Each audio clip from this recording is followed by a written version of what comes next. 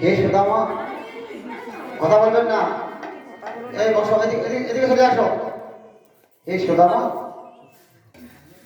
কতদিন তোমার সঙ্গে আমার দেখা নেই। সেই বাল্যকালে